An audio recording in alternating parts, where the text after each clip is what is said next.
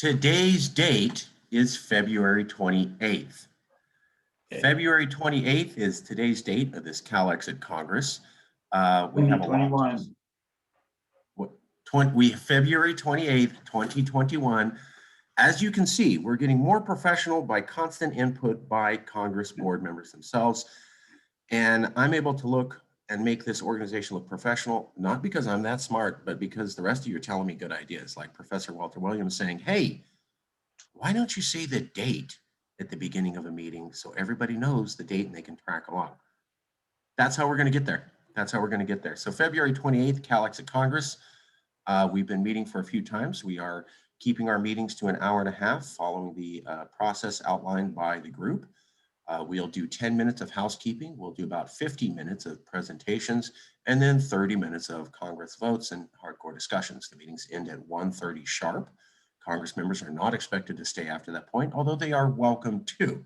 At that point, it turns to the public, where anyone from the public, whether you're Congress or not, can come and speak, and it will be part of the recording, and the meetings end at 2, at least a recorded portion of them. Additionally, committee meetings meet on Mondays at 7 and Wednesdays at 7, in addition to other times chosen by committee heads. Following the protocol, I want to do one thing real quick. So let me share screen, and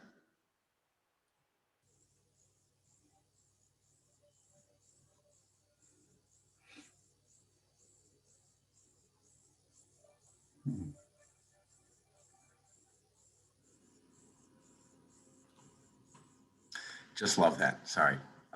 We're going to constantly keep getting better. It's one of you guys made that, one of the members of Congress. I didn't do that. I said, can I have something that looks super corporate? And that's what they came up with. So that's how we win. Anyways, getting right into the agenda. So the mission statement, benchmarks for success, past decisions, next meeting, and this current meeting, just so that we're there.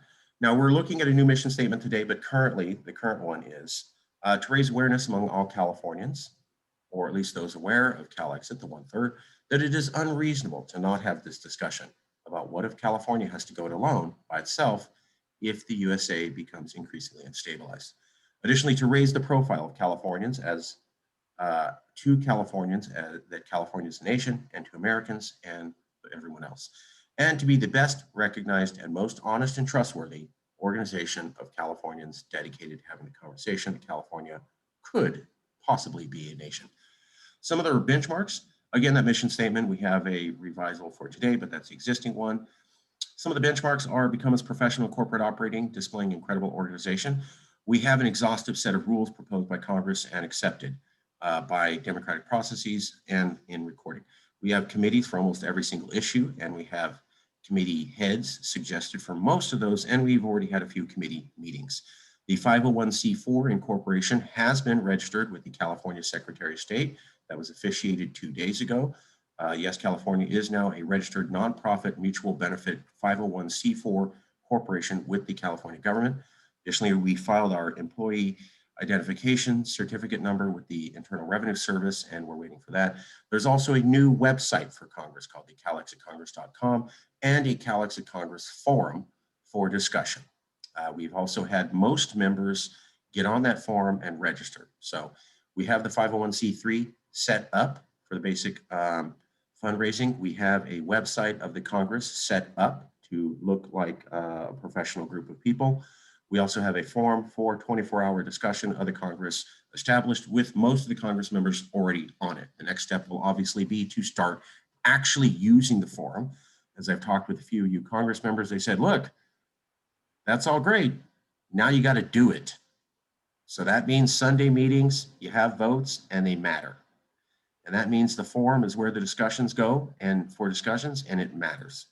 And if people aren't discussing it at the Sunday meetings and they aren't discussing it at the forum, then it's not really that important.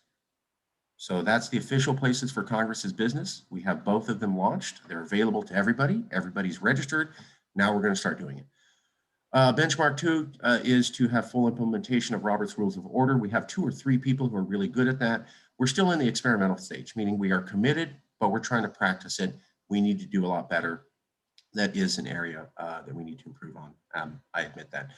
Have famous people of some sort of reputation attend a Yes California Congress and at least talk with us about a issue of importance to all Californians in order to raise the profile of Yes California and bring in outside members.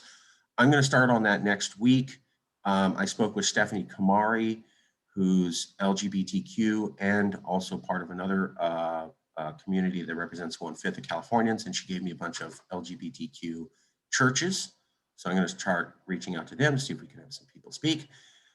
Form a fundraising vehicle fully recognized by law. Again, our incorporation paper with the Secretary of State office was recognized this week, and we are waiting for the acceptance of our EIN number, and we'll go from there. Additionally, our fundraising committee already has a lot of smart people. Farhad Khorsani, who's a lawyer, Jason Wright, who's very familiar with these vehicles, Louis Marinelli, who's filed 1 or 2 or 15 in the past, Alistair Caithness, who does fundraising opportunities and raises about a couple $1 million venture capital investment, myself, TJ Shelton, who's actually formed a C corporation, and Sam Cheney, who's a registered California accountant. So a good group of people, high level information. Those meetings we are recording, but we are not sharing with the public. You can be on the committee and go to those meetings whenever you'd like, Mondays or Wednesdays. Proved that at least 90% of the decisions by the Congress are actually done by the Congress. Live what you say. Congress has voted on and created rules in 9 separate areas. Congress has created 8 committees. The president's only done a few. So most of the committees and most of the rules presented by Congress and adopted by Congress, that's you all. 80% of what we're doing, how we're doing it, 90% is from you guys directly. The Judiciary Committee has met a couple times and had some really good meetings. And they had the power to go, look, I don't agree with what the president's saying, and our committee does have power. And I have to say that was awesome. That was really awesome to see the committees working.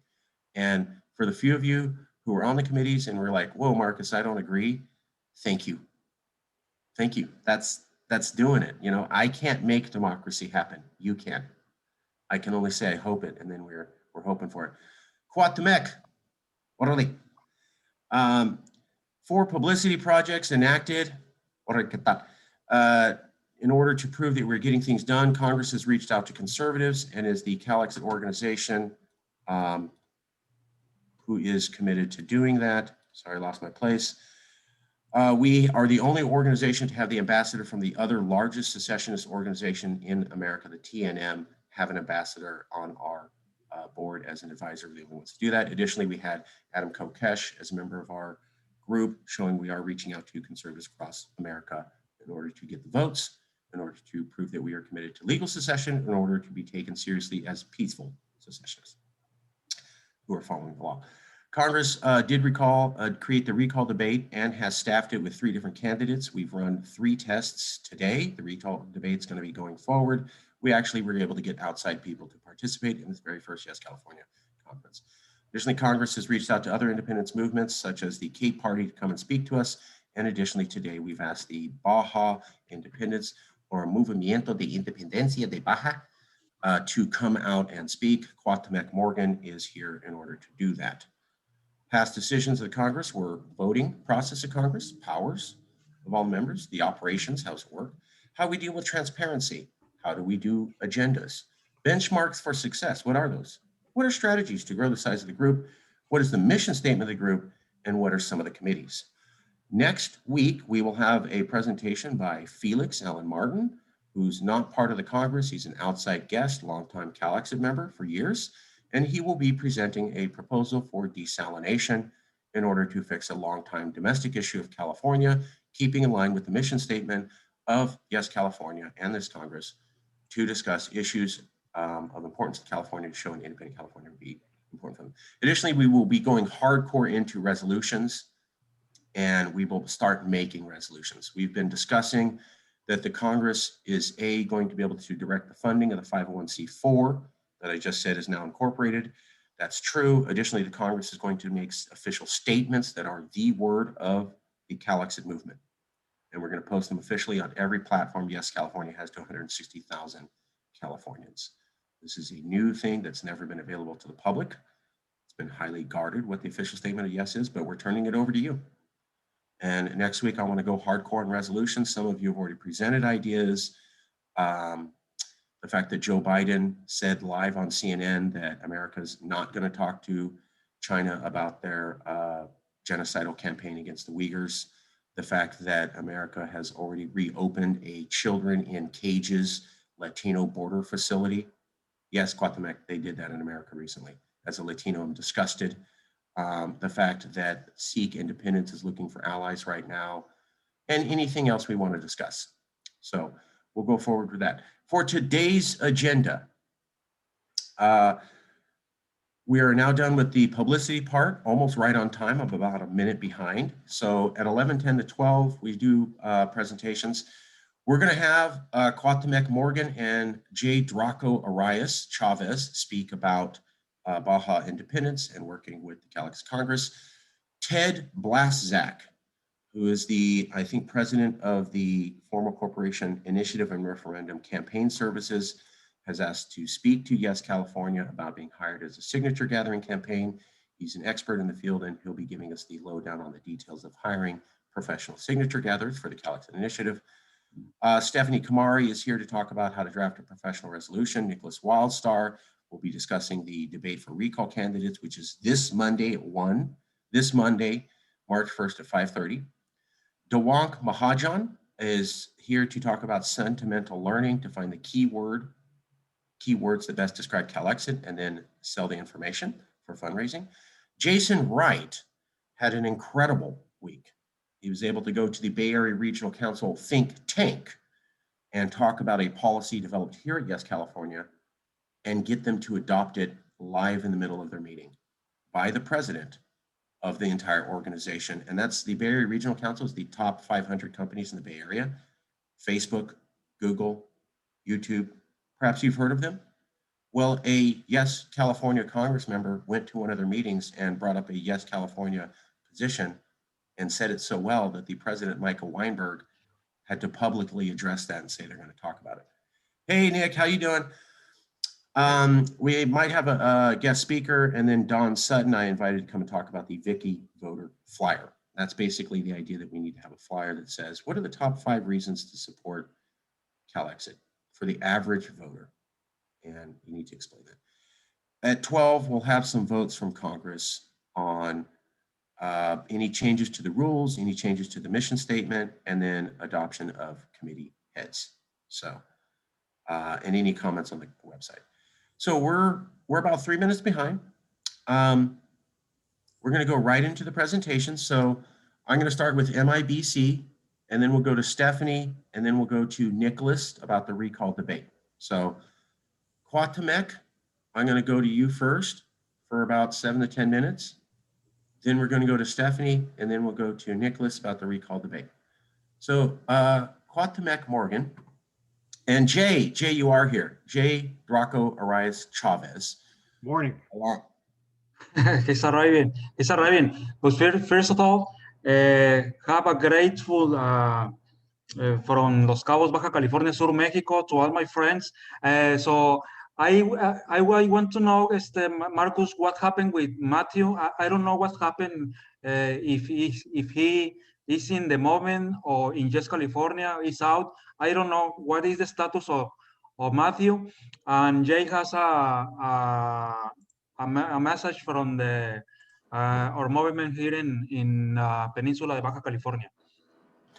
Well, this is your 7 to 10 minutes to talk about why Baja independence is important and a good partner for Yes California. So Yes California was the CALEXIT organization to reach out to you guys and say, hey, originally California was all of California and Baja. And the people of Baja view themselves as more Californians than Mexican. And the people of Baja have had their governors talk about wouldn't it be cool to join with California if they leave America. And the people of Baja have had multiple surveys showing that their people would actually like to be part of an independent California than Mexico. So when you have your governor saying it and you have public polls saying it, and you have news talking about MIBC and Yes California, it's important. So Yes California started that partnership. We're committed to that partnership. We're the largest group to get international news. We're the largest group to get your governors talking to our governor. and we're fully committed to that. I'd like to focus these next couple meetings on just your case on why this Congress should continue to support the relationship between the largest CALEXIT organization, Yes California, who speaks for the CALEXIT movement, and MIBC. So let's focus on the big ticket items. Why are you here? And why should everybody think this is an important issue? And why should Yes California continue its partnership that has been so awesome and gotten both of us so much publicity? In your words, Jay and Morgan. Okay. Okay, Good morning, Jay, go everyone. ahead. Yeah, thank you. The Baja California independence movement, with pride and determination, we participate in an active way with our brothers in California, up in Alta, with historic, with a lot of historic values that also join us as well. Because by that way, we can both face with the same hurdles that a federal government have given us. So they have taken a lot of money from us, both to the contributors, and very little, if at all, comes back. What we say here in Mexico, the states of the North bankroll the states of the South. States of the South usually have a lot of natural resources, a lot more people, but they don't have either the knowledge, the know-how, or the manpower to bring themselves up. So today, more than anything, we will work to create a collective conscience over the great benefit that is for all families, a creation of an economic region more powerful than most North America. If we can constitute into one country, you know, Alta and Baja, we can become one region. It's going to be awesome. So the Peninsula of Baja California, from Cabo San Lucas until up in Tijuana, we salute all of you, most of all, and our conviction to keep on working hand in hand with you until we get our common objectives realized.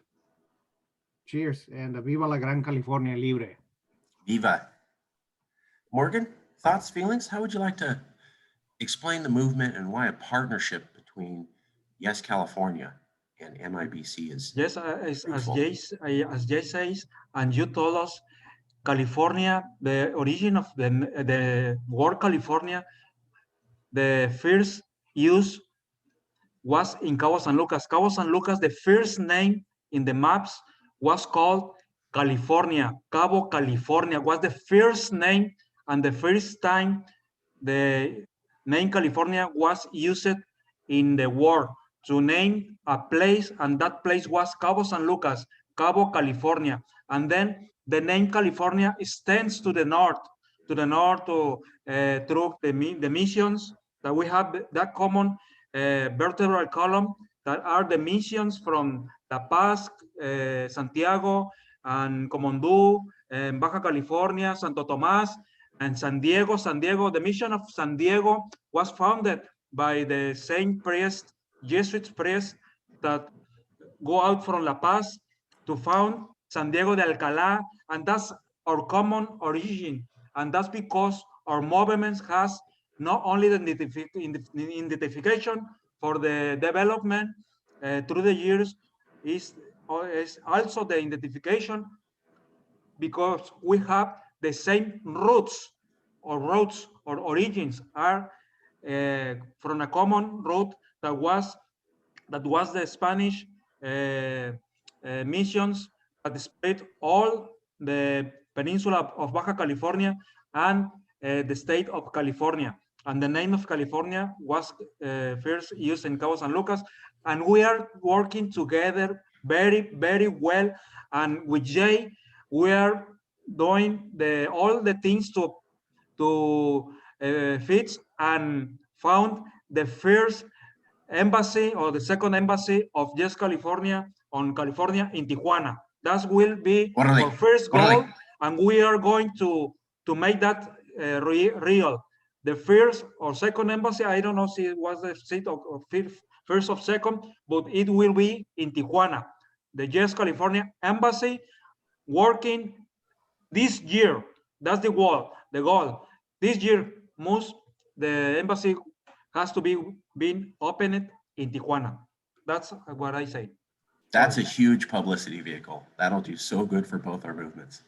Also, the United Nations Decolonization Committee has determined that Baja California, the whole peninsula, is a candidate to decolonization by Mexico because we do not share a physical territory or boundary with the rest of the mainland. Since we are separated by the Colorado River, that is one of the precedents that sets us apart and can get us independent from the rest of the Mexican mainland. Yes, and also the Gulf of California are international waters. Most of it. Yeah. All the Gulf of Down in the California, middle. except the north part in the Alto Gulf of California near San Felipe, but the 75% of the Gulf of California are international waters with no owner. Yeah, Mexican water laws say that only 200 nautical miles from any coast becomes part of the economic region of the country. The Yes. rest is international waters, and that's why you have patrols from the U.S. Navy and U.S. Coast Guard up the Gulf of California without anyone harassing them, because only 200 miles or not knots is the actual border that has sovereignty on Mexican waters. The rest is free for everyone. That's why a lot of people go up and catch tatuaba, which is an endangered species. We want to claim the whole Gulf, first of all, for Mexico or for California, at least For half. California, we are going to claim the Gulf for the new country. Yeah, California. except for their 200 nautical miles. That's theirs to keep, but it's going to be the whole thing. Wow. Well, let me ask the Congress. In the world. Let me ask the Congress. I mean, this is a great publicity project. A embassy for Yes California, CALEXIT in Tijuana, and an embassy for MIBC somewhere here in California, maybe Fresno, maybe Los Angeles, like we did to raise profile. How do people in Congress feel about that? If you can click your thumbs up icon, I think some of you are already saying you love it. You have, yeah, Christine, there, Jason, John, Rabbi Axelman, nice. Wildstar, nice. Yeah, this is it just shows partnership. We recognize their movement, they recognize ours, and they want to become independent. Now, if they become independent and want to merge with California and Californians are open to this, great. But if Californians don't want us to become together, okay. But Baja has the right to become independent for the same reason we do, self-determination. And the thing that I liked about Baja was literally the same example that we saw last week with another independence movement. You guys are far away from where the majority of the population is. You are viewed as a far distant land. Most people from the main population centers never get to you, and they think you're a little bit culturally different. And you kind of are, because you were so distant from Mexico City, because they didn't build road and television networks in there, because the television scenes that you saw came mostly from California, not Mexico, and because your interaction with people was less Mexicans and more Californians. And so you have a unique culture based upon inputs of neighboring people and entertainment that most of Mexico doesn't have. You are far away from the population of Mexico. You are viewed as culturally distinct. You produce more money than the other regions because of your economy, which is linked to trade. And you send more money into the center and you don't get the same out. And then they take your money and then look down on you guys and don't give you the same amount of road access. What, you didn't even have roads till the 90s or something connecting to Mexico? Yeah, back in the until the late 70s, there was not. 1973 was the inauguration of the Transpeninsular Highway. 1973, after 400 years. Yeah. So we saw that with South Africa. South Africa and the Cape.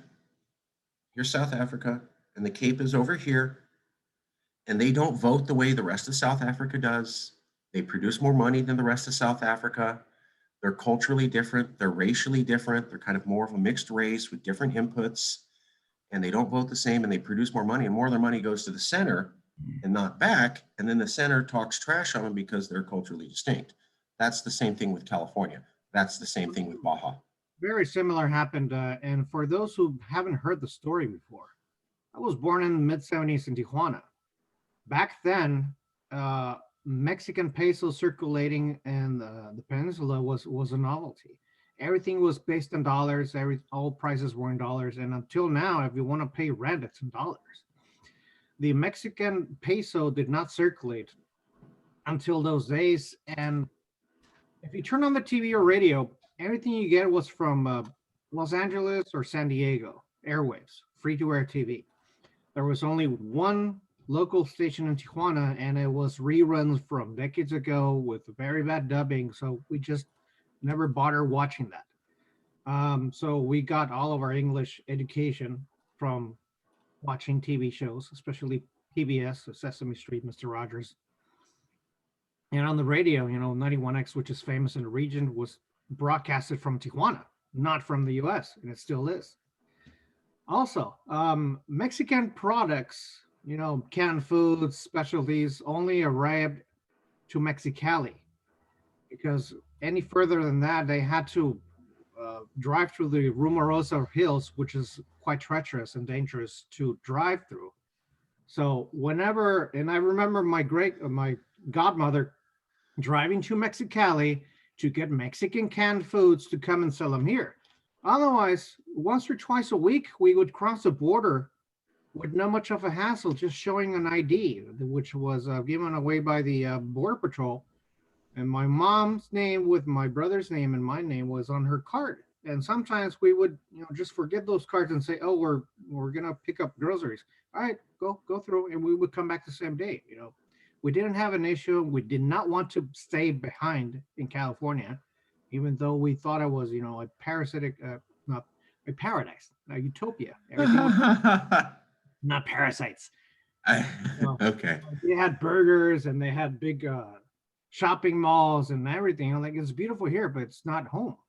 So we came back home, and we had no issues, and we still don't. Those who usually get our border cards, we don't need to go to interviews. Why? Because we know better. We just stay back home. Yeah. Okay. Well, I'd like to have MIBC back again.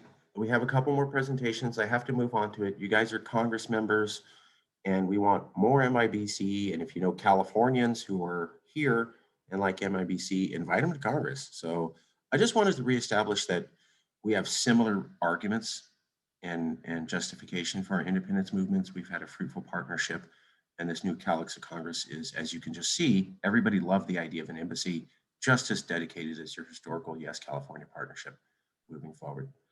Thank you both. We have a special guest coming, and I want to make sure there's time. Right now, I'd like to turn it over to Nicholas Wildstar. And the recall debate for a couple minutes has been going very well. We've had 3 candidates confirm, and we've done a test on all of them. And Nick, how's it going? What's going on? What progress has been made? Great progress. We actually have a debate that's going to be happening, so that's good to know. Excuse me. As many of you may know, I am a candidate running for California governor. I'm a declared candidate with the Secretary of State's office.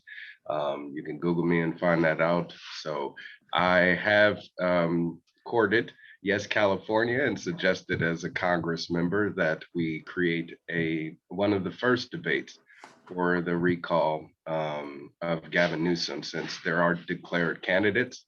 And since the recall looks as if it will happen, there's over 1.8 million signatures, I believe, that has been received so far, and over 1 million have been verified by the Secretary of State's office. So we will be having a recall election here in the state of California. And because, yes, California did take the initiative on that, they will be one of the first organizations to host the gubernatorial debate here in California. So thank you to all of you for making that happen. Like I said, I myself will be involved in that debate, as well as 2 other candidates that have been confirmed. Marcus actually assisted on making sure that the broadcast link was working, which is already available. So you guys can share that around. Let's make this as big as possible. As a candidate, I'm putting out a press release from my campaign to hopefully excite media to join in on that broadcast as well. And this will be open to the public. It's the first of its kind since this whole COVID, crisis has happened. So this will be an online debate where all candidates will have an opportunity to speak and be heard, as well as all people of California being able to log on to the YouTube channel to watch the video, and they'll be able to make questions as well. So this is the first of its kind as well. So yes, California is also pioneering and changing the way political debates are being held during this pandemic. So bravo to you again for also doing that. So what we want to do at this point is basically just make as much noise as possible, bring as much attention to the event. It is tomorrow at 5:30, so time is of the essence. So I've been on social media myself, doing as much blasting of the event as possible.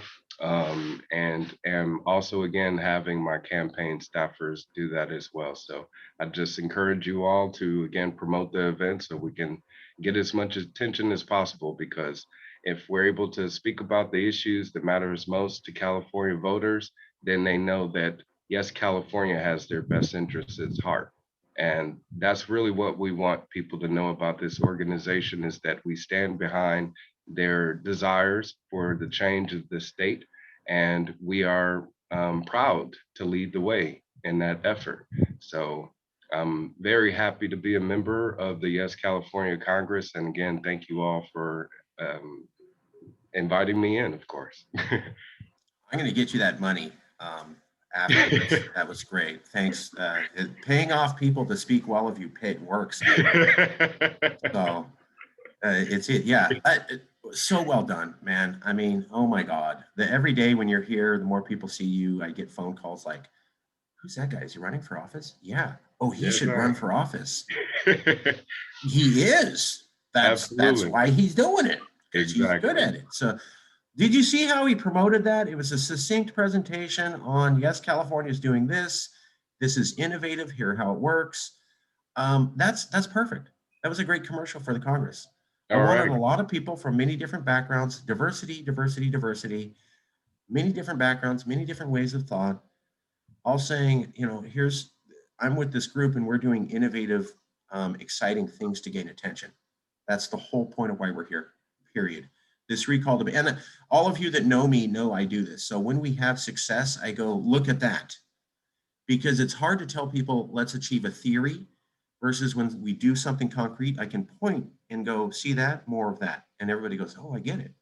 So the recall debate, Nicholas Wildstar was a Congress member, and he and another Congress member said, we need to look at this recall debate. This could happen, and we need to jump in on this.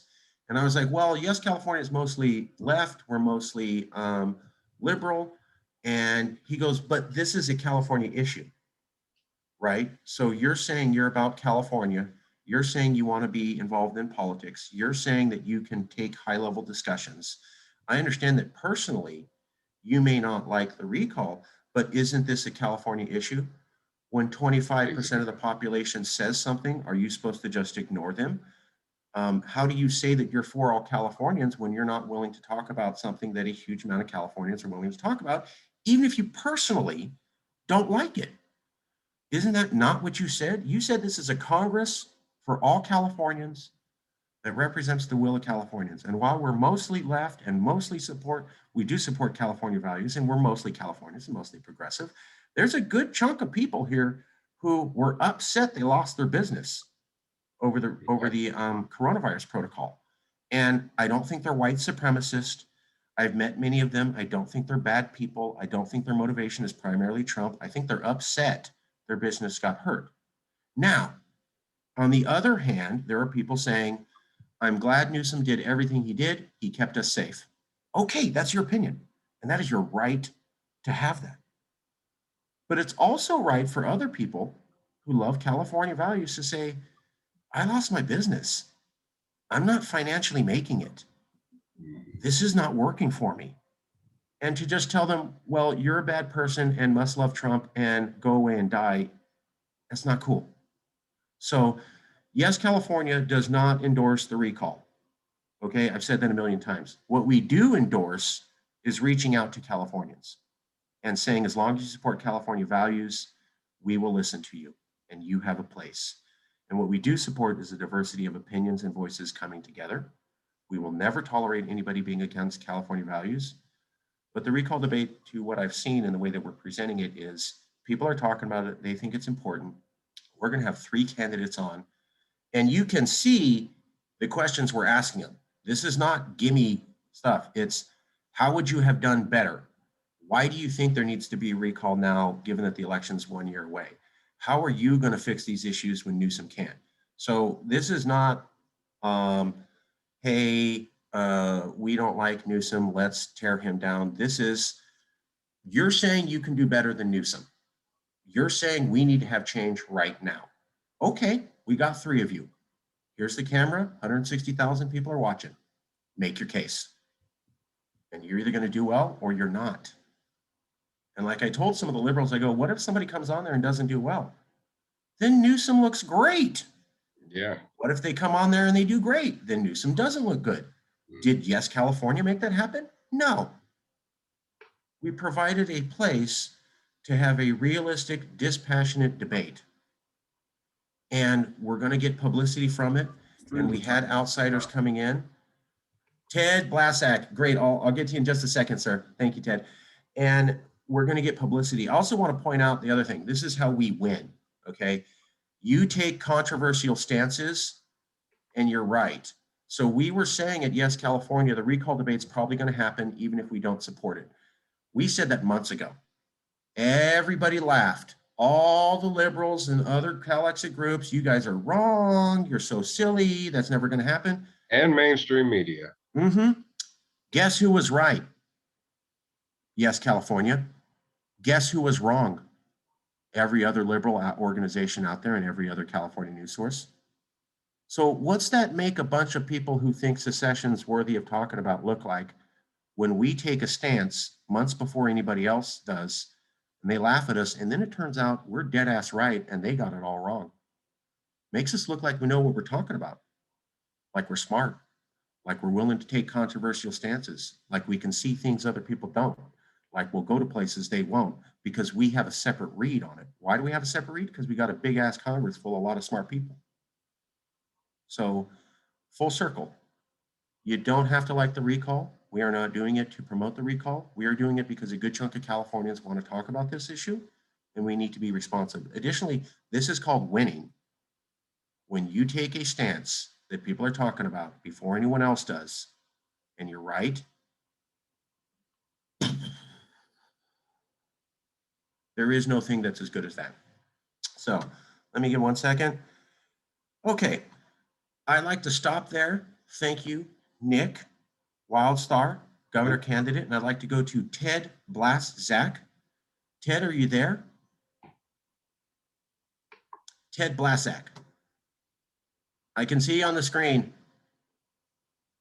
Ted?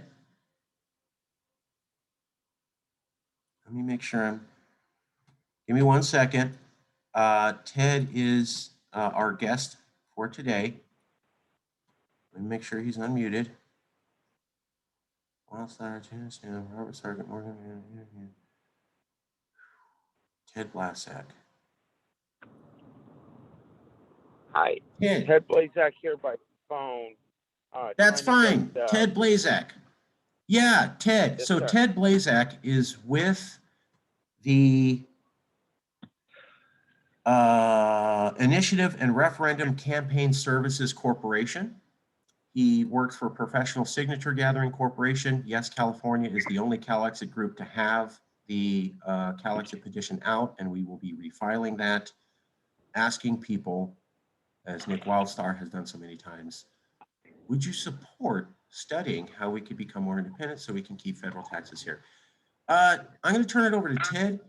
Ted, could you tell us a little bit about the company and the services that you provide for a activist group who's filing an initiative? And I think in your presentation to me, you were talking about how your team is aware of coronavirus difficulties and has some thinking about how to deal with that. Ted, for a few minutes, could you tell people what it is your company does and why you're the right choice? And you're speaking right to the decision maker, sir. Ted Blazek. Oh, well, thank you very much for inviting me to this meeting. I greatly appreciate it. I sincerely apologize that I'm not able to see you on the Zoom, and I'm calling from my phone and even in a car, but we had a little family thing and we had to drive. We're driving in Idaho. Anyway, but I do have to note, my company is IRCMS, and we're at ircms.net. That's Initiative and Referendum Campaign Management Services. Everything that I'll be going over with you today, you can find on our webpage under our cost and deadlines page, and you can find full details. But I caution you right now that you won't be able to go there for at least a week and a half to find all this information, because the website is under construction right now as we are updating all of the previous election numbers and new rules for each state's initiative process. However, everything I'm reviewing will be laid out there for you in writing should you wish to go refer back to it. Our company, IRCMS, has been around for over 20 years, and we've qualified 75 different ballot measures in 14 different states. We've also run candidates campaign, voter registration, large door-to-door canvassing for membership organizations, and general consulting for campaigns. But our specialty is with ballot qualification. And I have a brief outline here. And if I do this right, I should only be speaking for 6 minutes, and then I should allow you to ask any questions that you may have. Perfect. Begin with, there is a variety, in fact, 6 ways in which you can gather signature. And this is in light of COVID. And by the way, on my webpage, you'll find a national memo that's the forecast for 2020 and 2021, and it addresses dealing with the COVID environment more. We were gathering for several clients during 2020 when COVID broke out, and we had to adopt quickly. And one of the ways to adopt, to take advantage or deal with the situation, is to increase the tactics in which you gather the signatures into a variety of lines. And there are 6 specifics. I'll be going back to these. There's going online. There is doing specific events such as sanitation stations and drive-through signing stations. There's the mail service, and then there's a coordination of more traditional paid and team circulating. Now, you can go on and get more signatures these days if you concentrate more resources and energy into some online promotion, where you can then drive audiences to, and I know California, the petition booklets are very big and complicated. So it's not something like in other states people can download, print, and then just mail into your office. But you can still do online, going to different groups who might support you in particular, and drive membership and use social media to say, we will be at this corner, at this location every Saturday. We'll have a big tent and you can drive through and sign your petition. And then in reference to COVID, you add things like every person, if you're doing it through a drive-through, just open up the windshield a little, you slide the petition sheet through, you give them a sanitized pen, and wear a mask, and everybody's safe. On the other hand, in light of the overall COVID issue, things are already changing. The environment, what really matters is the psychological attitude of whether or not the public is willing to speak to someone with a clipboard. And I just came from my stepson's Idaho wrestling state championship, where he did well, but came in fourth, so we're not. But he'll do well, even better next year. Anyway, there was no one wearing a mask at that event, or very few. Things are just breaking, even with state regulations. And I think it allows for more full contact with voters. However, in the meantime, on public sidewalks and at doors, whether with volunteers or paid crew, you can do things such as you knock on the door, we've left the clipboard on the door, step back, ask them to use their own pen, and people are generally receptive to signing.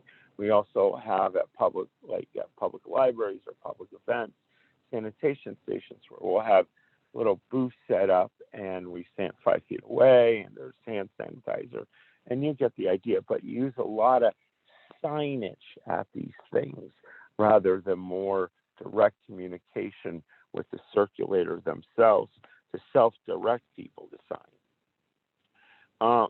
And forgive me if I'm just going to barrel through these notes and then we can go back to questions, but I think because it's on a Please. phone, that's easier.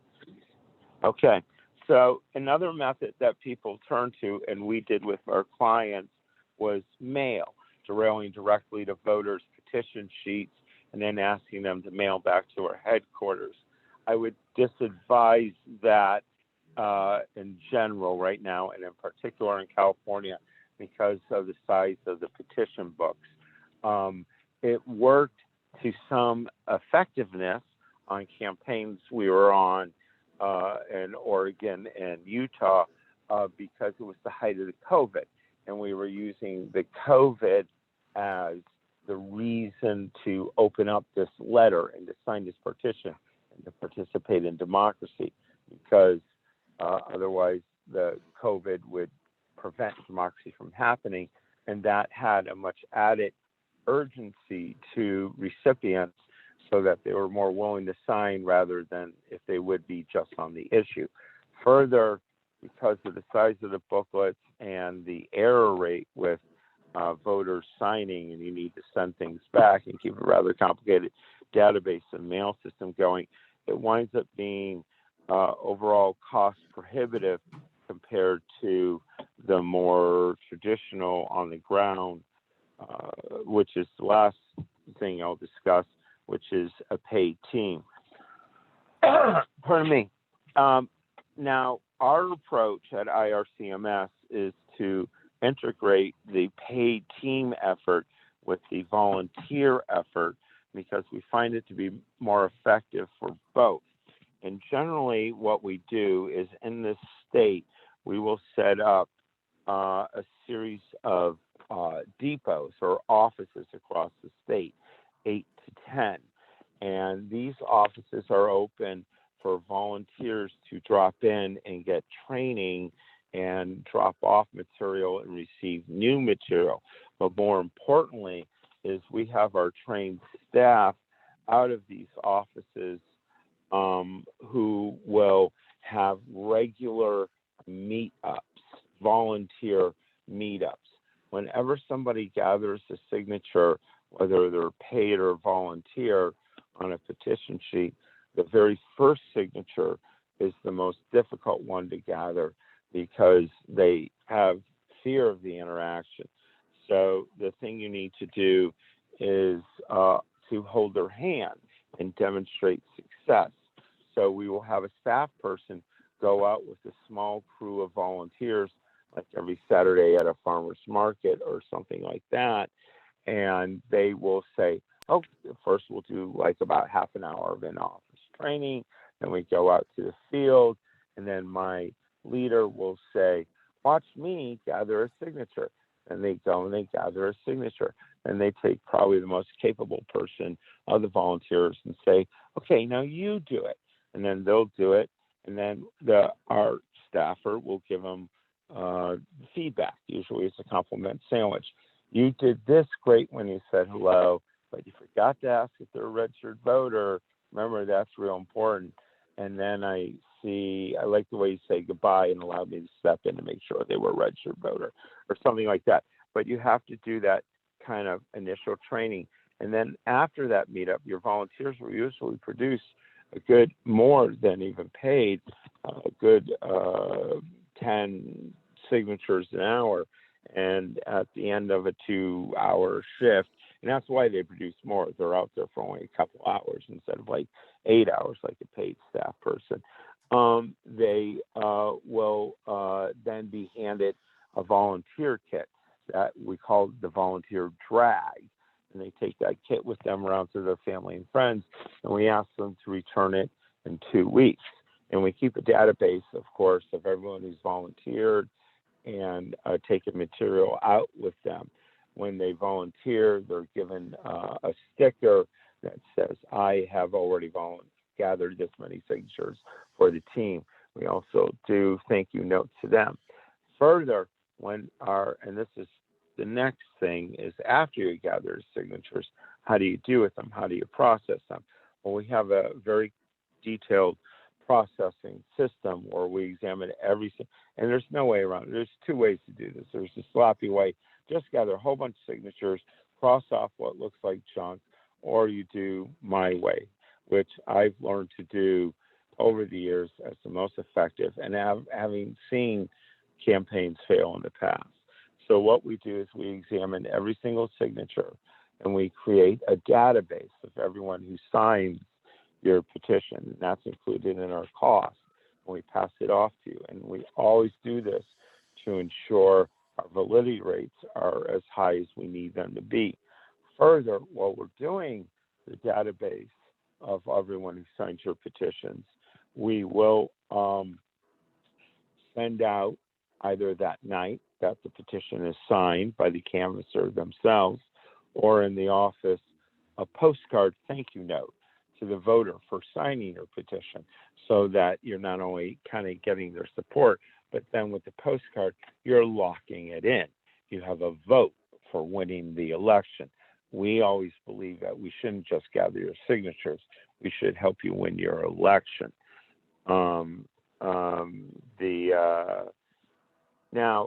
Here's the bottom line, of course, is what does this type of operation cost? Well, it depends on the strength of your volunteer operation. Your cause seems unique and would have a lot of volunteer support spread wide. Volunteers in California can gather anywhere from about 100,000 to 400,000.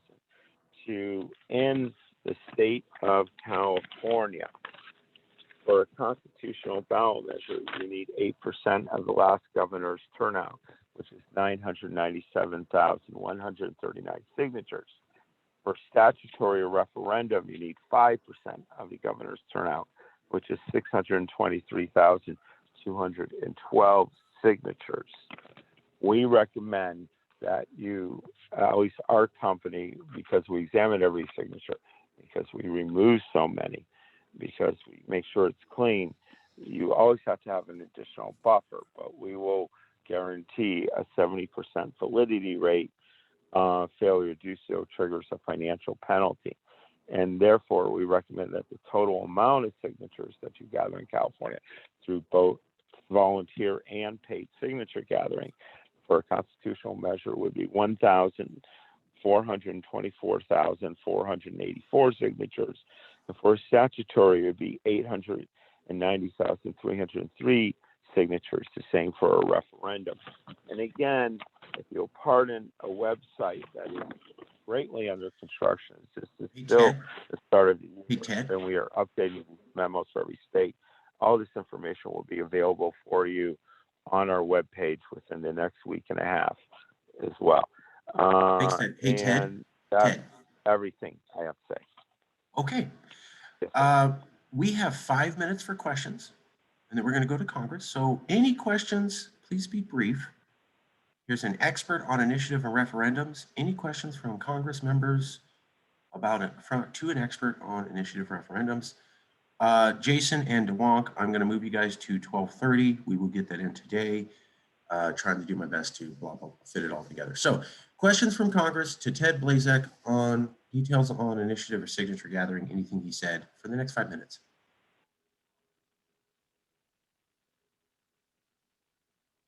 Okay. Doesn't look like there's any questions. My Ted. hand is raised. Oh, Jason. Yeah, I was just wondering if there's any sort of protocol that you happen to know about for filing for an extension, petitioning for an extension for signature gathering. We ran into a little bit of some issue with that, with the state not really being so helpful.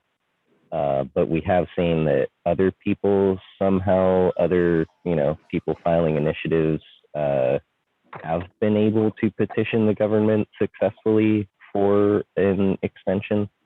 So I was just wondering if you happen to know that. So California allows this rule of banking signatures, or it used to. I'm sorry, I might have to verify this for you, but it was if you went out this summer, or you filed tomorrow, and I have to, and I forgot, I cut myself off by not telling you deadlines and cost, and I should let you know that. But if you were to start gathering signatures as early as this summer, because you filed your language soon, and you thought as many signatures as you need by the end of this summer to turn them in for the November election, you could wait. You have, I believe, I'm checking my notes here, you have 2 full years. You have 180 days to gather the signatures. But there was a rule that if you chose not to gather them, you could bank them and gather more signatures and then turn them in for the following election deadline. But to be perfectly honest with you, I would have to verify that as still being the current law.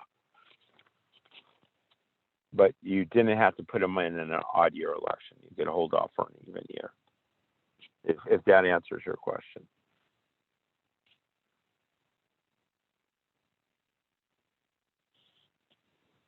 Hello? Kinda. I'll leave it there for now, just so we can continue on.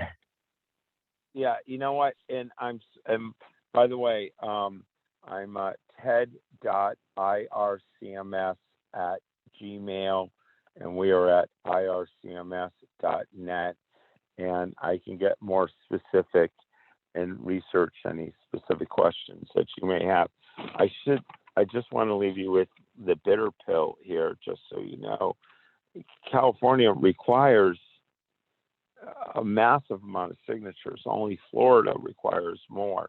I mean, for a statutory, you're going to want to get over 800,000 signatures, and the cost for that can be anywhere from 3.5 to 4.6 million, depending upon the ability of your volunteers to produce signatures. So Understood. I just want you to know that's the typical price tag. No, I get it. But, when you look at the gas tax, you look at the stem cell, those initiatives qualified through the ballot initiative process, and they were at least 50% volunteer based.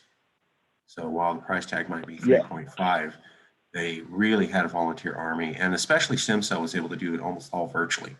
So they didn't have anybody going out. They were shipping out the petitions. They were asking people to download them like we've been done here, and through mostly volunteers, but then also paid signature gathering, they were able to do it. So I totally agree with you. There's a fluctuation depending on how energized you can get your volunteer base.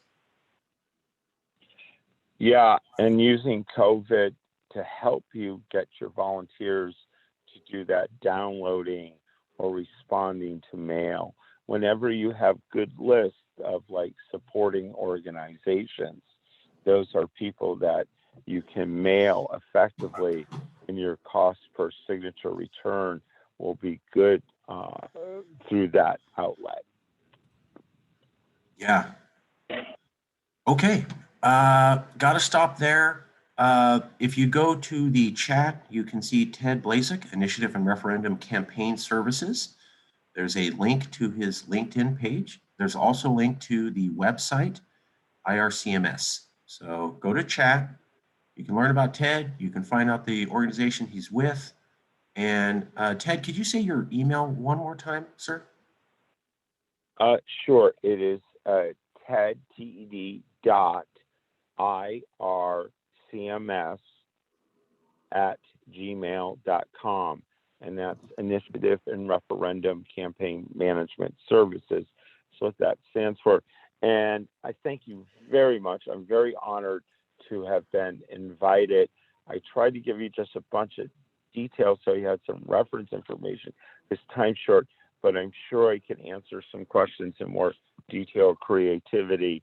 If you had any sort of follow-up, please feel free to outlet.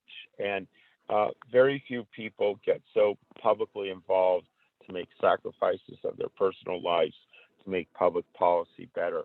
So I thank you all for making that sacrifice, and I wish you the best of luck. Thanks.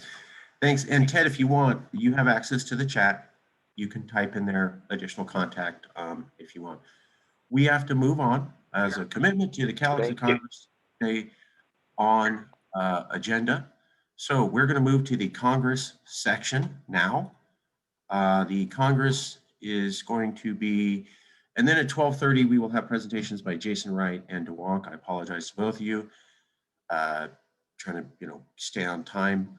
Anyways, the first thing for Congress today is there any suggestions to the rules for how Congress operates? We recently passed a rules package. Does anybody have any suggestions? Also, is there changes to the mission statement? And then finally, I want to have a vote on the committees and the committee heads. So getting right into it, let me open up the floor. We passed a huge package of rules by the Congress. Sorry, getting a little on February 14th. Is anybody horrified by that selection of rules? Anybody disgusted? Now, obviously, the rules were passed, and there is a rules committee. Now, if you want to change the rules, you can, but you got to go to the rules committee. You can either attend their meeting or you can email the committee your suggestions.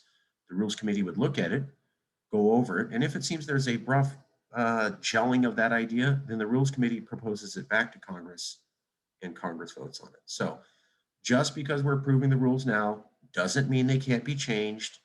What it means is that we're not going to have a big Congress session on this. It's I don't like this, I like that, great. Go to the rules committee or email the rules committee, then they look at it, and when they choose, it comes back to Congress for a simple vote. So not the end of the world. Yes, they can be modified. I'm sure that they will. But going through the process, I need to ask, was anybody horrified and can't live with the rules that were passed by the Congress on February 14th? Now is your time to say, whoa, there was a specific rule you guys passed. I can't deal with that. This is your chance.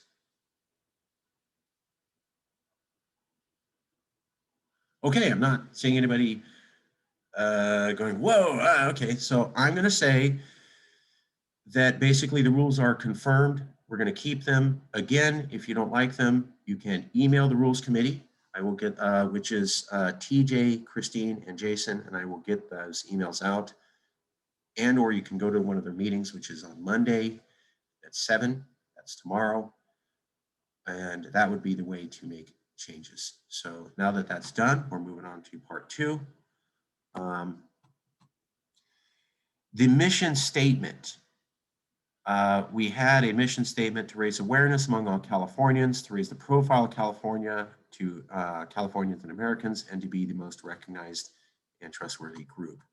Now, as I understand, I believe Christine and Jason in the Culture Creation Committee have met, and yes, I need to get those videos up. They did meet, and they have a suggestion for a new mission statement. Let me turn it over to Christine Howard.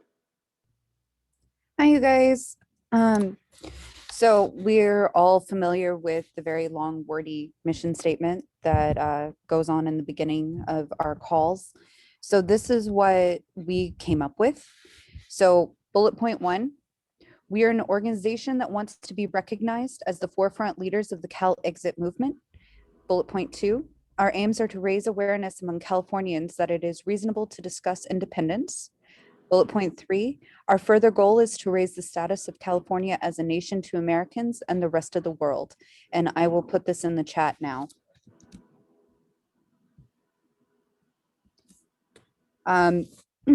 So if anybody has any input or suggestions, please feel free to comment or say anything. The Culture Committee is on Mondays at 7, followed by the Rules Committee. I love it. You don't have to love it. Basically, they took what we made and they just simplified it and made it sound really smart. So it's the same basic 3 points, but it flows. We are an organization that wants to be recognized as the forefront leaders of the CALEXIT movement. Our aims are to raise awareness among Californians that it is reasonable to discuss independence. That's everything we're talking about. And raising the profile is our commitment to being corporate and trustworthy and transparent and organized and detailed. And our further goal is to raise the status of California as a nation to Americans and the entire rest of the world. So we want to be recognized as the best organization about CALEXIT. We want to make sure that Californians, our goal is to let Californians know that it is reasonable to have this discussion. Even if you don't like the solution, it's reasonable to have the discussion about California being independent. And further, our goal is to raise the awareness amongst Americans in the world that California already operates as a nation. That's basically what we already said. I just think it's really more written. See, I can't even talk right. They done talk real good for us. All right, that's my Valley voice. That's a joke. You can smile or laugh now if you want, or not. Okay, thanks, Jay. Courtesy laugh. Thanks, Morgan. Courtesy laugh. Is anybody opposed? Christine Howard, courtesy laugh. Thank you. Is anybody opposed to this rewrite of the mission statement, given that it's basically the same idea, it's just better written? Is anybody like, I can't live with that? They massively changed it from what we did before, in my opinion. I don't think they did, but you can disagree with me. That is your right. Anybody super mega opposed to this new mission statement? Okay. Who likes the mission statement? Raise your hand or do a thumbs up. This is where you go on your screen. There you go. Okay, I'm seeing a couple thumbs up. Wow, there's a lot of thumbs up now. Nice. Hold on, let me get a photo of that because that works. Whoo, that's good. Oh no, you took the thumb. Okay, I got to move faster. Anyways, okay, I'm seeing mostly thumbs up. So we're going to say that the new mission statement developed by Christine Howard Ashmawi and Jason Sean Richard Wright is adopted by Congress. Obviously, this will be written up. You have a couple days on the forum and in the email list to go, I made a mistake, I can't live with it. But looks like it's moving forward. Congress has a couple days to review. So again, nothing is ever like final. Well, basically it is like we make a decision and then you always get a chance to review it. And even when the review period is over, it's not the end. It can just go to committees. What we're trying to do is get it where we're not doing all the organization here, right? Big decisions.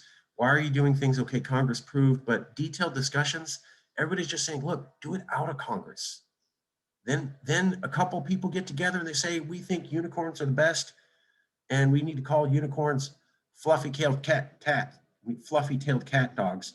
Then that's what we do. But it goes to the committee. You have everybody's opinion there. Don't waste Congress time. Then it comes back to Congress. Congress makes a big level decision.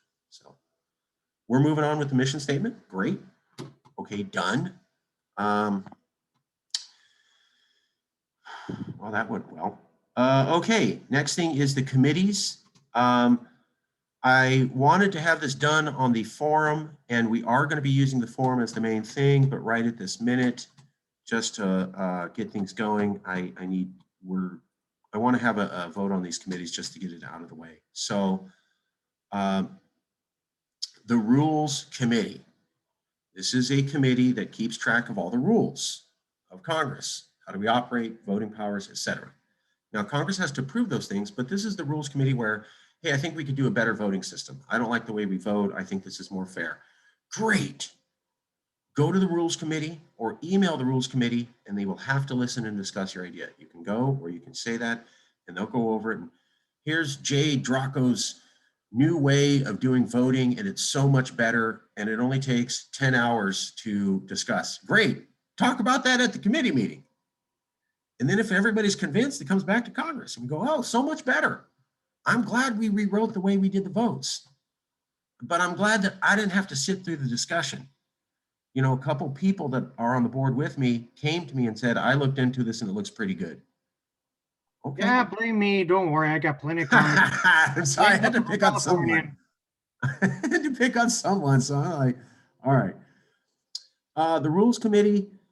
Now, for the Rules Committee, it's that one. And then there's also the Professional Culture Creation Committee. Now, the Professional Culture Creation Committee is how do we make ourselves high productive? We have a lot of different people here, and we're going to get even bigger. And we are committed to many different opinions and diversity, cultural, ethnic, racial, religious, LGBTQ, gender. I mean, it's California, right? And then we have a couple Americans. And then we have a couple people around the world. Now, yeah, exactly. Now, most of this board is hardcore lefty Californians, but not everybody. Diversity of opinion. But we got to make it work. So when I looked at nonprofits, they said, you can go as big as you want, but you have to be organized. And something that I learned is it's one thing to create bylaws that force people to do something. That ain't the same thing as you talking about buy-in. I know there's rules, but I believe in it. I know we do things because of this reason. And what we want to do is have people disagree with each other. Parliamentary. I think, Parliamentary. yes, yes. We're trying to get to be a very parliamentary looking Robert's Rules of Order, high productive group that has intense debates where sometimes people disagree with each other, but no one ever says that's a bad idea and let's trash the idea. We're constantly looking at new promotion vehicles. We're constantly having people express their opinion, but it's always about making a better product. So an embassy in Tijuana, if you don't like that idea, just don't say anything. That doesn't mean the Congress has to approve it, but we can talk about that idea. People can love it, come together, form a team, and maybe Congress approves it. That's what this is about. Now, when I talked to Christine and Jason and a few others, what we came up with is that's called a high productive project management group. So project management is the study of getting projects done with a lot of people coming together with different opinions. I like a committee that's focusing on rules. You have to, how do we make sure people aren't overruled? How do we make sure it's transparent? Okay. And then I also want a committee on, you don't have to, but how do we inspire you to say, I love being part of this group because it's a dynamic group of creative people. And we're constantly having a discussion. And boy, is it innovative and powerful and so productive to be part of this group. Even when I disagree with them, even when I didn't like that project, wow, they're constantly thinking about things and it happens. And they're making it happen. High productive team. I nominated Christine Howard-Ashmawi as the head of both committees. I think that she's prudent and fair, and most impressively, she doesn't let her personal opinions get in the way of trying to be fair to everybody. Now, heads of committees are not rulers or whatever. They're basically moderators. But I thought, hey, let's have a head of the bylaws and they getting everybody to agree to it. So I nominated as head for the Rules Committee. Same person nominated as head as Culture Committee. They are totally separate things, but I wanted a professional culture being developed with the hard laws. Is anyone opposed to the creation of a Culture Committee? And is anyone opposed to a Rules Committee? And is anyone opposed to my nomination of Christine as the head of both of those committees? Obviously, if a couple weeks passed and you feel Christine didn't do a good job, you're a Congress member, we can discuss changing heads. I don't think that's going to happen, but it's your right. So just to get started, is anyone opposed to these two committees, and is anyone opposed to Christine being head of them? Now's your chance. Okay, I'm not seeing anyone in radical My disagreement. feelings won't be hurt if you guys don't vote me. You have the right to say, I don't like those committees and I don't want Christine as head of them. That is your right. I'd like you to do it nicely, but you don't. Okay, I'm not seeing anyone opposed, so that's done deal. Those two committees are created. Christine is now the head. Okay, moving on. There was a committee called Talk with Texas, which was basically like reaching out to Texas and doing as many publicity projects in partnership with them, since we have contacts with the nationalist movement there. That committee idea was created by Rabbi Stephen Axelman, and I'd like to nominate him as head because it was his idea. He was the first one to go, look, we should have a committee of CALEXIT people that's just dedicated to what sort of big stuff can CALEXIT, yes, California, the biggest one here in CALEXIT, and what can the Texas Nationalist Movement, biggest one in Texas, do as joint publicity projects. So it's kind of like you got the two biggest bowls in a shop. What can they do together for publicity and partnership, and just constantly thinking of that. Is anyone opposed to that committee? And is anyone opposed to Rabbi Axelman accepting my nomination as head? This is your chance to say, I can't live with that committee and I can't live with that rabbi as a head of committee. Okay, I'm not seeing anyone radically opposed. So that committee is now started and Rabbi Axelman is now the head. Again, committees are not dictatorships. They're panels, they're discussions. You can go to any meeting and you have to be listened to. You can email the committee and they have to consider what you're talking about. But the head's going to pick the times because they're kind of reporting on these things. So I'm going to ask all the heads, pick a time that works for you that week. Sunday at 10 a.m. If that's the best time that works for you, okay. Maybe pick 2 times. Anyways, okay, alternative energy and big infrastructure to remake California. This was a committee proposed by T.J. Shelton. Basically, the idea is we want to tell people how California independence will be better for them. We need to have some ideas about how life gets better in a big way. So there's lots of, and we also need to show that we're aware of the issues of California so that we're not pie in the sky dreamers about a future nation. And we show a understanding of real world issues.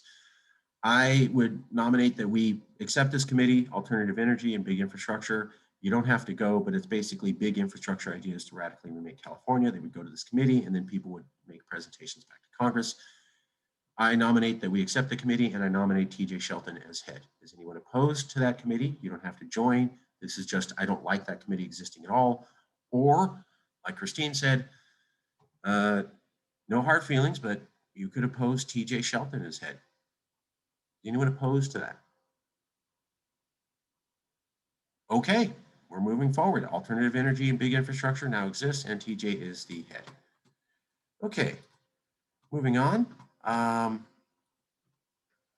second. Yes, okay. Foreign outreach and establishing embassies to a future independent Republic of California in foreign or sovereign countries. So this could be Baja, Tijuana. This could be Moscow, like we've done before, and we were cleared of all wrongdoing. This could be other countries, but it could also be indigenous nations. So you are the Kumeyaay indigenous, and you want to have a indigenous sovereign territory, and you're saying that you want to have be indigenous and fully sovereign, much as I think the Lakota and the Navajo have done. So while technically they're not fully independent, they've said we have the right to be independent, and they're walking around acting and talking like it. That's perfect. We would love to have embassies in there. So we need a committee that focuses on this one publicity vehicle. Embassies that are quasi-cultural stations or friendship committees to make it look like this place may be an independent country and it recognizes California as an independent country. This is something we've achieved wild success for. Obviously, we have many connections. I mean, you just saw people come from another country, Baja, and suggest an embassy here. So wildly successful, we could do a lot. I would like to nominate Jason Wright as the head of that committee. Now, the great thing about this is we have a lot of people who could do well in this job. The reason that I'm nominating Jason is that he has a little bit more time on this and he's really hustled. So he's reached out to Armenia, Belgium, Germany. He likes Baja. He's reached out to Russia. He's reached out to Eurasia and Angela Merkel, and he's gotten response from some of these people. So for someone to just say, I've never traveled at all, and I'm just going to talk really smart online and keep harassing these people till they get a response. That's impressive. That is impressive. Again, you don't have to like Jason as the head. 2 weeks pass or a month and you go, wow, we need someone better. Okay, that is your right to bring it up. But for right now, I would suggest we accept this committee and we accept my nomination of Jason as the head. Is anyone opposed to that at all?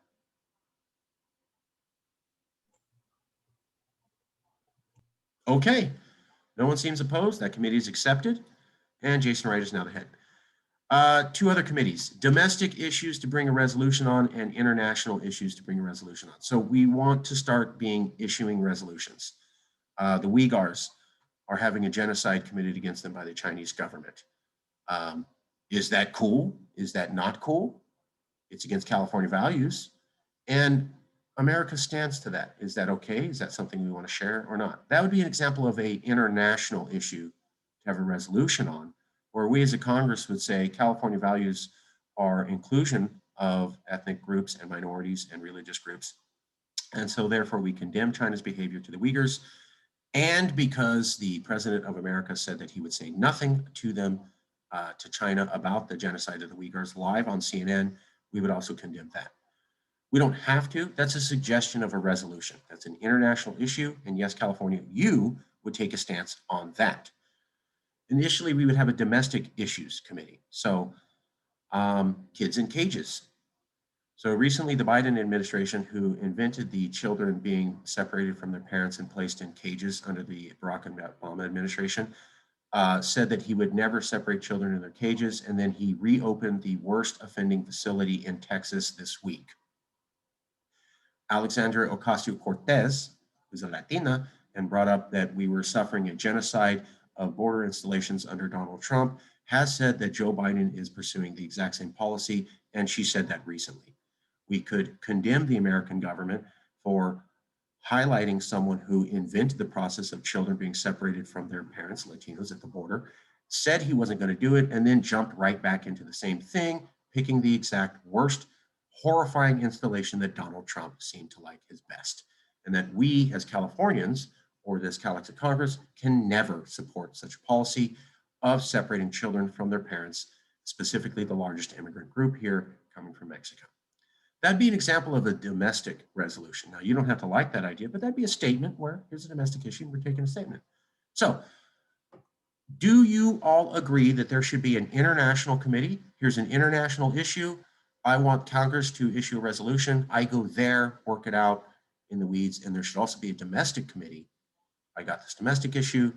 I want to work out the resolution. I go there and then come back to Congress, and Congress votes on the resolution. Is anyone opposed to the creation of a domestic and international committee? Now's your chance to say, I don't like those ideas.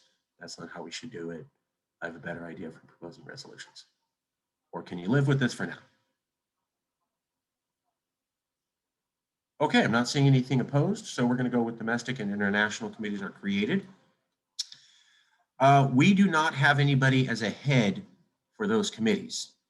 So I'm asking Congress, do you have a suggestion for who should be a head? You don't have to. We'll just kick it back to the group on forum and we'll eventually get ahead. But right now, is anybody like, I nominate person X as the head of this committee and I think they'd be great, or nominate yourself. We need a head for international issues. We need a head for domestic issues. Does anybody want to nominate anybody or suggest themselves? Anybody who's a Congress member can speak. Yeah, I'm open to, I'll nominate myself for head of international issues. Is there a second? I second it. John seconds it also. Is anyone opposed to Robert Stark taking over the role, at least to get going, as head of the International Issues Committee? Again, a couple weeks passed. Oh, I can't stand the way Christine runs these things, or the way Robert, or the way the rabbi does. We can have a discussion. I really don't think that's going to happen, but knowing that, is anyone opposed to Robert Stark taking over head of the International Relations Committee? Okay, no one's against it. Robert, you are now head of the International Relations Committee. I would ask you to pick 2 times a week that work for you. Tuesday at 1 a.m. or Sunday at 7 p.m. Okay. and let me know. And then people have to, the group's going to get back to you and say, we like this time better. And then you go with that time. Okay. So like Christine picked 2 different times and she picked Monday at 7. And I think most people liked Monday at 7. So you pick 2 and then the group gets to pick which one of those 2 they like. So it's okay. Robert, and the Rules Committee, we are down to the last 2 committees, which is Fundraising and Judiciary. Fundraising and Judiciary Committee were already approved by Congress. They both met a couple times. So I'm not asking for approval. I'm asking for, does anyone want to nominate a head for the Judiciary and a head for the Fundraising Committee? Judiciary is someone's upset, someone said something, there's some sort of human HR issue, it goes there and they discuss it. And if it's deemed to be something that legitimately we have to discuss, then it comes back to Congress. But if it's deemed to be a distraction and someone's just upset for the sake of being upset, it don't go nowhere. Now we record those meetings and they're private, but they are viewable by all Congress members upon request. That's the Judiciary Committee. They handle interpersonal disputes and try to calm it down. Fundraising Committee is talking about, it's kind of nuts and bolts, not really very much philosophical. It's like, what is the way to have a fundraising vehicle? What does the law say? So very technical, not really opinionated at all. Just the law says X or it doesn't. Judiciary is very opinionated. Is that fair? Are we being fair? Did we treat them okay? Did we not? How will we look in the future? Is this something we're embarrassed by? So I need to ask you, do you have any suggestions for the head of fundraising committee? Anybody want to make any nominations for head of fundraising committee? You can nominate yourself or anyone else. Okay, no suggestions for fundraising. We'll kick that down. Judiciary, any suggestions for head of judiciary?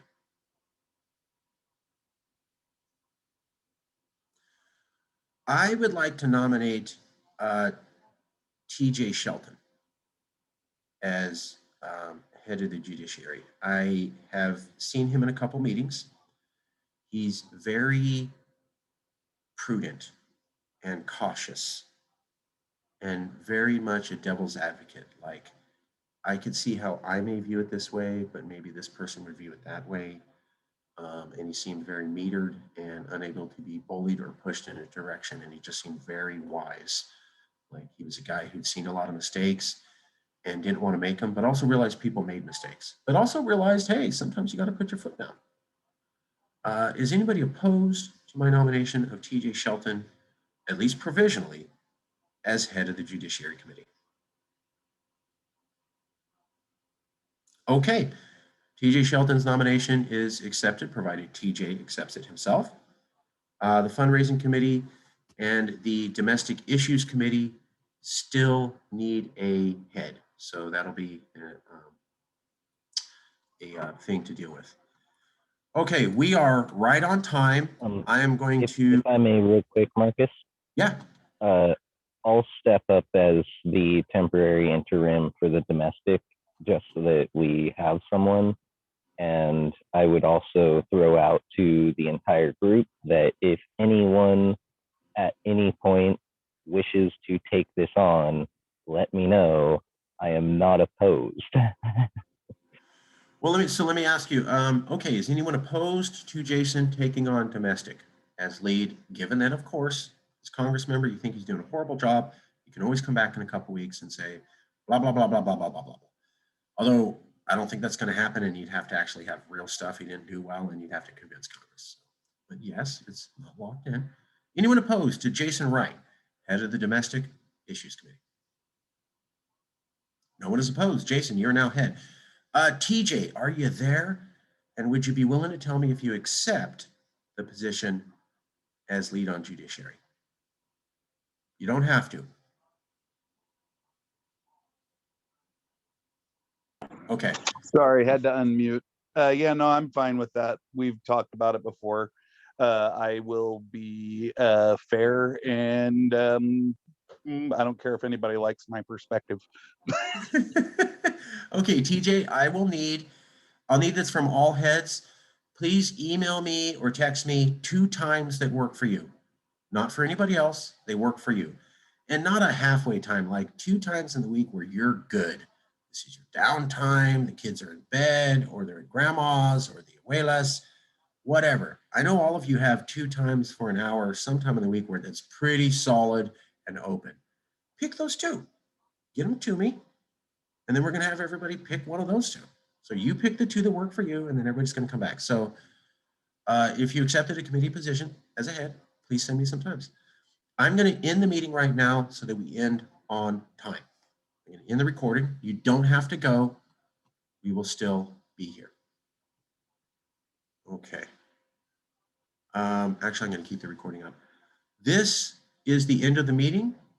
We are 1 minute past schedule. We have completed the 10-minute introduction of housekeeping. We've covered a couple different presentations, and we've had full votes by Congress matching the agenda. This meeting is officially over. If you are a CALEXIT Congress member, you can leave and you do not have to stay. This part of the meeting is now open to the public for the next 30 minutes, and we will record what they say. Given that the public isn't speaking right at this minute, I want to go to Jason Wright. Jason, given that, yeah, the public can jump in here if they want. Can you tell us what happened at the Bay Area meeting? Actually, real quick. I'm sorry, everybody. Let me do this. 1 second. Okay, 1 second here. So I'm going to show you something, and then I'm going to turn it over to Jason here in a second. And share screen. Share. Okay.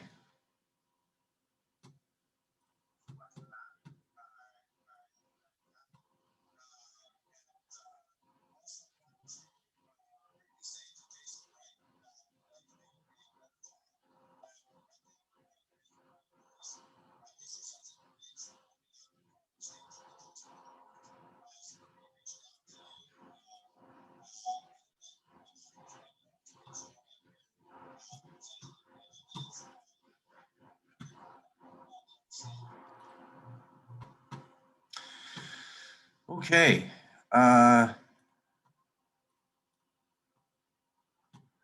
And let me show you this. So that was from Marcus, this the video. audio is too low. So I just wanted to show you all that. So California Forward, let me figure this out.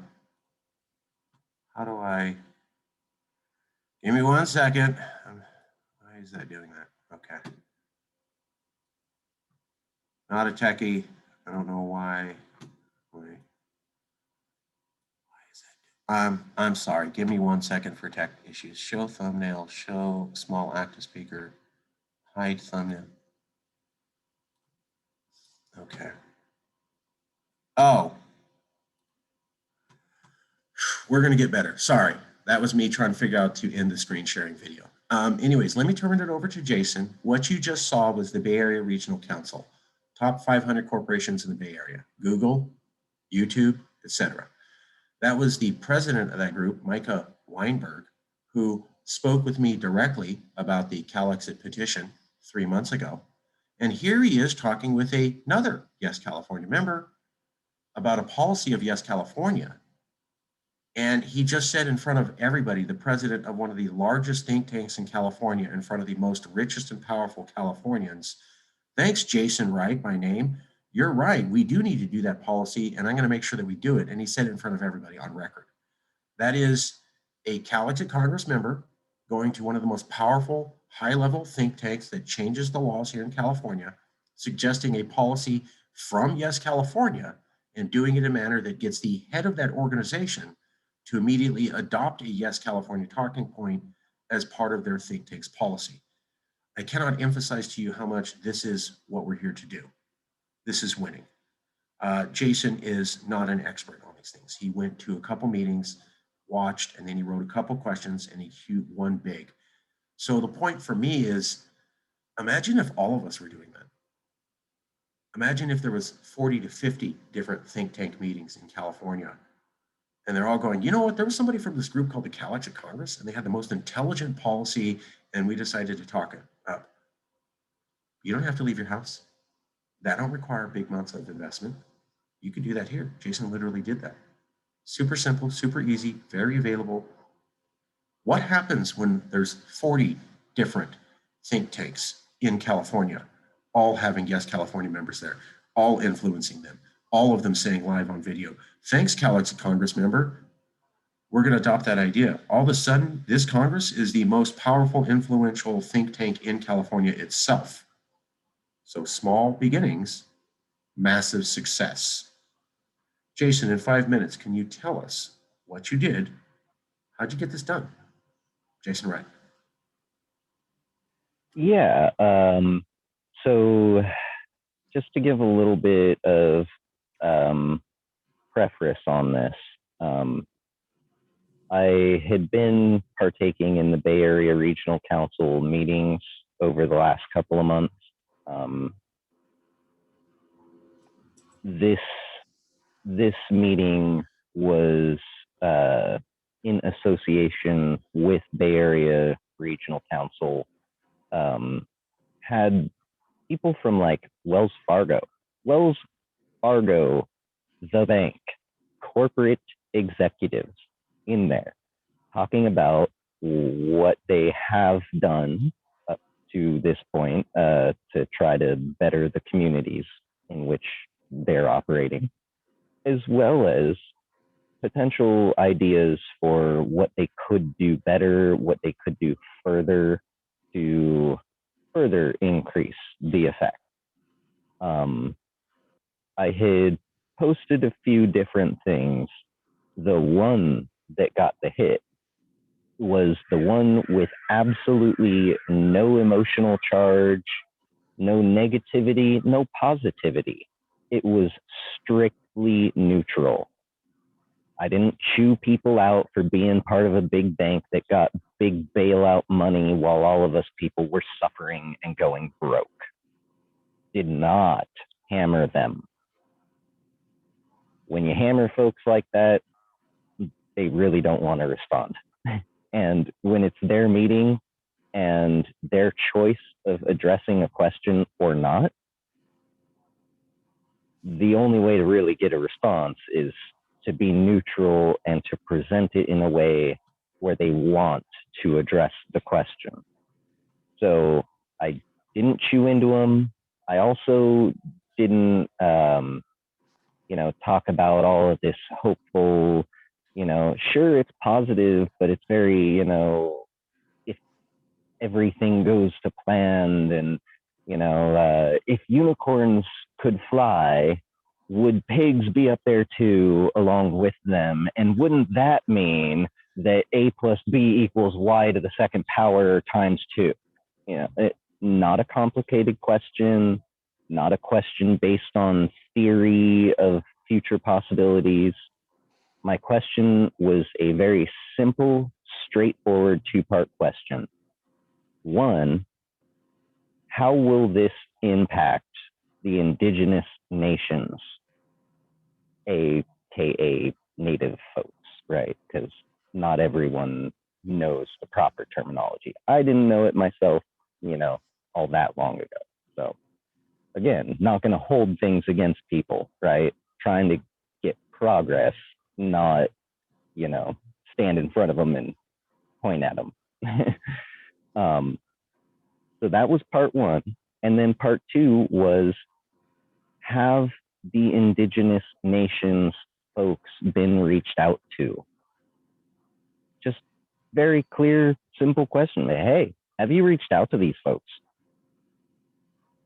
It's a yes or a no, right? It's not a, we've got to discuss the theory of relativity kind of an answer.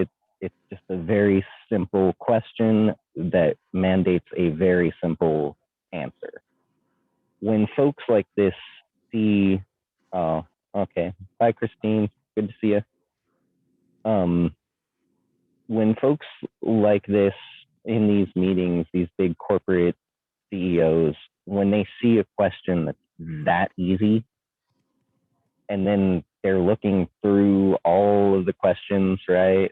A lot of time they'll see, you know, several long questions. I saw some of the people's questions in there were very wordy, how I do usually. Those questions were, for the most part, not addressed, not answered. The simplest, straightforwardest, most succinct, least emotionally charged questions. Those are the things that people like that take. One, because it's easy for them. Two, because usually the question taking is towards the end, and they could either spend all of the time on one very complex question, or what most people are a little more apt to do, it seems, is they look for all of the easiest questions, the ones that can be answered the fastest. And those are the ones that they start on. So it's not, you know, like doctoral mathematics. It's not rocket science, quantum physics. It's not even advanced English mastery class, right? Like, I didn't say any sort of, you know, huge words in there, right? It was just very clear, very short and sweet, very much to the point. And that means that if we all operate like this, if we make a point to go to these things where our fellow Californians are talking about how they might, you know, be able to benefit California and help California heal. I mean, that sounds very Californian to me, so I join in, right? So if we all do this where we can, and then here and there, we pose these little questions that gently ask them to think about maybe directing their efforts ever so slightly in a different manner. Still heading the same direction. It's just we're not aiming right there for the goalpost. We're aiming for the corner of the end zone so that we can sneak in and get that touchdown.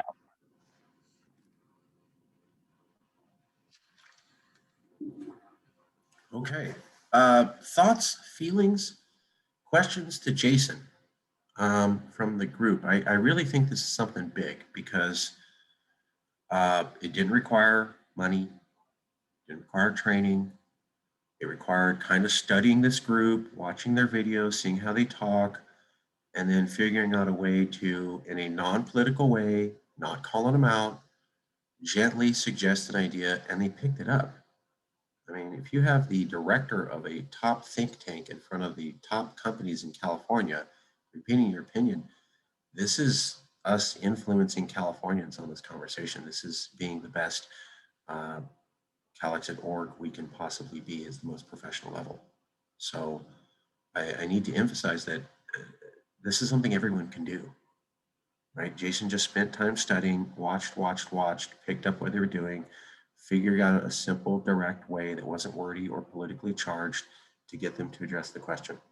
Am I lying here, Jason? Is that not a fair analysis of the environment and how you pulled this off? Oh no, that's a very fair analysis. And I would also go a little bit further and, you know, partly in credit to these folks, you know, they could have, even with such a simple, straightforward, non-charged question, they could have easily glossed over it and decided not to say anything about it. They didn't have to address it. So this says that, one, they might actually seriously have some sort of genuine interest here that I had hit on, and that's maybe why they address it, right? But two is that had I not put that out there, no one else was putting that out there. Had I not put that out there, there most likely would not have been any sort of prompting for it, which means that meeting very well could have ended without the word indigenous being mentioned at all. So partly in credit to those folks that head that group, you know, they do seem to want to actually do right and do better, which is one of the things that kind of really stood out to me. A lot of the times, Indigenous issues are too hot of a topic for a lot of politicians and CEOs and whatnot. You know, you'd be hard pressed to find a politician or a corporate CEO who says, you know, something so rude or whatever as like, oh, screw the Indigenous, right? Or they don't matter. Might be equally as hard pressed to find one that's willing to come out of their own volition and start talking about the issue when no one else is bringing it up. So this was brought up, so, you know, it's not that exactly, but they still could have decided not to address it. So Perfect. I'm really hopeful and looking forward to, like, even potentially, hopefully, if some of those folks would come here and, you know, hear other fellow Californians' ideas, right? I mean, this is a possible slight potential that all arises from me taking the time to wake up on time to get into this meeting and then, you know, pay attention to what they're saying and provide like actual discourse. You know, it's not hard. Thank you. I'm going to stop the recording here because we hit it. You don't have to go anywhere. We're going to keep talking, but I have to run an errand real quick.